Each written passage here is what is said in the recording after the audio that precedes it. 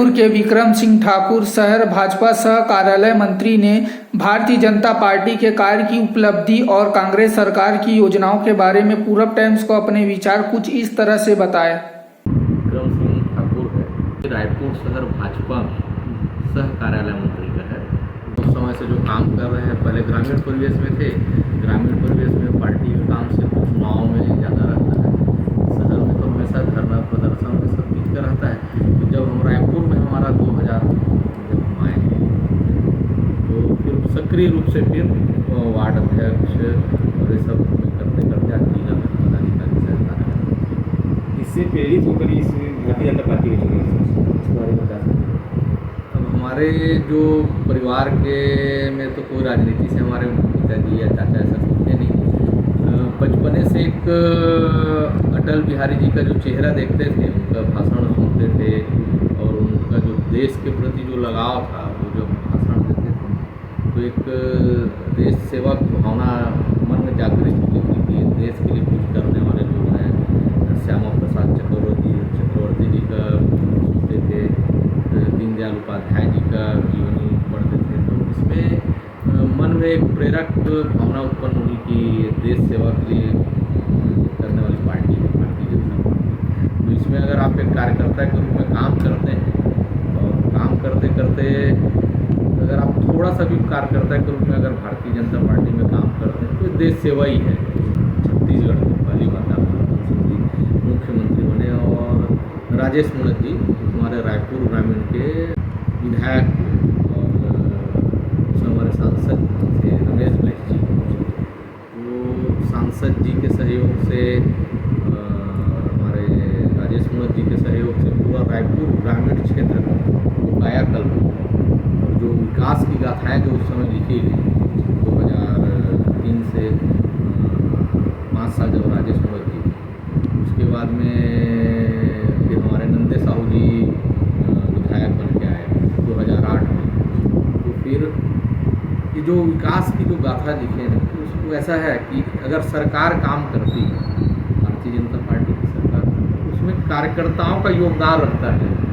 तो कार्यकर्ताओं के कहने से ही मंत्री विधायक के क्षेत्रों में सामुदायिक भवन बनाना, जैसे हमारे शिव मंदिर के पीछे सामुदायिक भवन हमारे भारतीय जनता पार्टी के कार्यकाल में बना।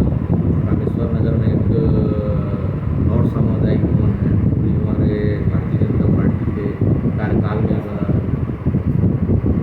और हमारा एक पूरी में हमर अस्पताल, तो वो अस्पताल भी हमारे गोवर्धन ठाकुर जी थे, वो स्वर्गवासी हो गए।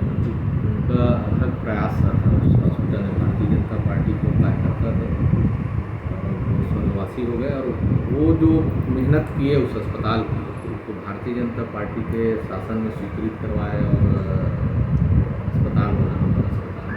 स्वच्छता और शिक्षा के बारे में ये है कि मोदी जी ने एक स्वच्छ भारत अभियान का एक ये चलाया, लेकिन उस चीज़ को भारतीय जनता पार्टी की सरकार थी प्रदेश में, तब तक बहुत अच्छे से वो सुचारू रूप से चली। लेकिन जैसे ही सरकार बदला छत्तीसगढ़ के अंदर सरकार बदलने से ये जो भूपेश की सरकार आई, तो इसमें न स्वच्छता का कोई मापदंड है, न कोई विकास के कार्य दिखते हैं कहीं भी। आपको इस चीज़ में आप देख लीजिए, पूरा रायपुर शहर लगभग गंदगी से पटा हुआ है।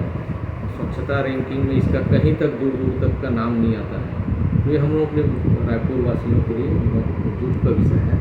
और शिक्षा का जो स्तर है, माध्यमिक शाला बनाया, माध्यमिक शाला था उसको हमने हायर सेकेंडरी किया और बड़े पैमाने में किया। हमने शिक्षा के स्तर को बढ़ाने के लिए रमन सिंह की सरकार ने इतना प्रयास किया और आप देखेंगे कि हर गांव में आपको स्कूल की नई बिल्डिंगें उस समय मिली, हर क्षेत्र में काम हुआ और इतना अच्छा से काम हुआ 15 साल के अंदर, वो आज देखने को नहीं मिल रहा है। आज कांग्रेस सरकार जो बना है, ये सिर्फ ये काम कर रहे हैं कि जो भवन है पुराना, जहाँ स्कूल के बच्चे हैं, उनको एक मानसिक रूप से एक नाम दे दिए आत्मानंद स्कूल करके, इंग्लिश मीडियम बना दिए और एक बच्चे लोगों को यूनिफॉर्म का अपना ये कर दिए, वो भी बच्चे यूनिफॉर्म अपने घर से खरीदते हैं, अपना ये करके आते हैं, और पढ़ाई का जो स्टैंडर्ड है वो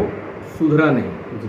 मैं एक दो देखो बता रहा हूँ आपको कि कई बच्चे जो केंद्रीय विद्यालय में पढ़ते थे, केंद्रीय विद्यालय में पढ़ने वाले बच्चे आत्मानंद स्कूल खुला तो वहाँ छोड़ के आत्मानंद स्कूल में आ गए।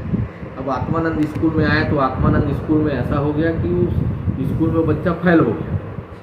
अब फेल हो गया तो अब वो आत्मानंद स्कूल का रहा ना केंद्रीय विद्यालय का, तो फिर वो प्राइवेट स्कूल।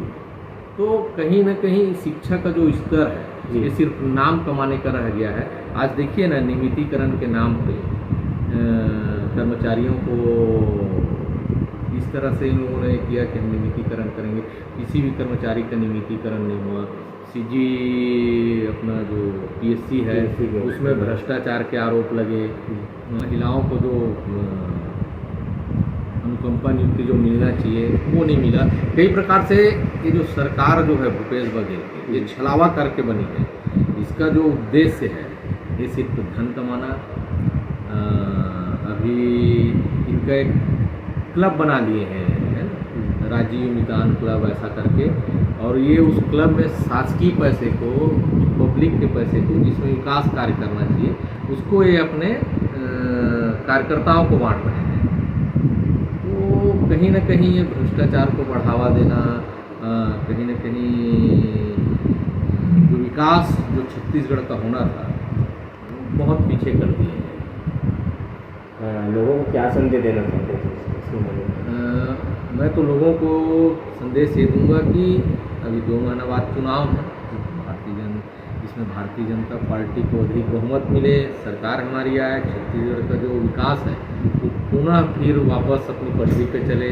जो 5 साल में गलती से भूपेश जी की सरकार आ गई थी, कांग्रेस की सरकार आ गई थी, इसको बदल करके छत्तीसगढ़ को पुनः विकास के रास्ते में लाना है। और ये जो उनका जो थीम है कि छत्तीसगढ़ियावाद, तो छत्तीसगढ़ियावाद के लिए तो मैं ये कहना चाहूँगा कि छत्तीसगढ़ में, है ना, जो संस्कृति है वो लोगों को जोड़ने की संस्कृति है। लोग यहाँ के हमारे सीधे साधे लोग हैं। हर चीज़ में आप किसी के यहाँ भी आप जाएंगे तो आपको बिना पानी पिए आप वापस आएंगे। तो इस छत्तीसगढ़ में छत्तीसगढ़िया और बाहरी का जहर घोलने का अगर काम किया तो भूपेश बघेल ने किया, क्योंकि छत्तीसगढ़ में छत्तीसगढ़िया को अगर सुधारना है ना, तो दारूबंदी, जो नशा जो है वो नाश का कारण है। और भूपेश जी ने दारूबंदी का वादा किया था तो उसमें सफल नहीं हुए। उनके स्वयं के जो मंत्री हैं कवासी लखमा जी, वो कहते हैं कि दारू पीने से शरीर पुष्ट रहता है, स्वयं बीड़ी पी के घूम रहे हैं। तो ये कहीं ना कहीं इनका जो सोच है, कांग्रेसी सोच जो है वो लोगों को अब रास नहीं आने वाला है। असल में पूरा पीछे डालने का काम किए हैं और इस चीज़ को छत्तीसगढ़ के लोग भली भांति जान चुके हैं। आने वाले समय में तो हमारी भारतीय जनता पार्टी की सरकार बनेगी, ये निश्चित है, और हम अच्छे से उसमें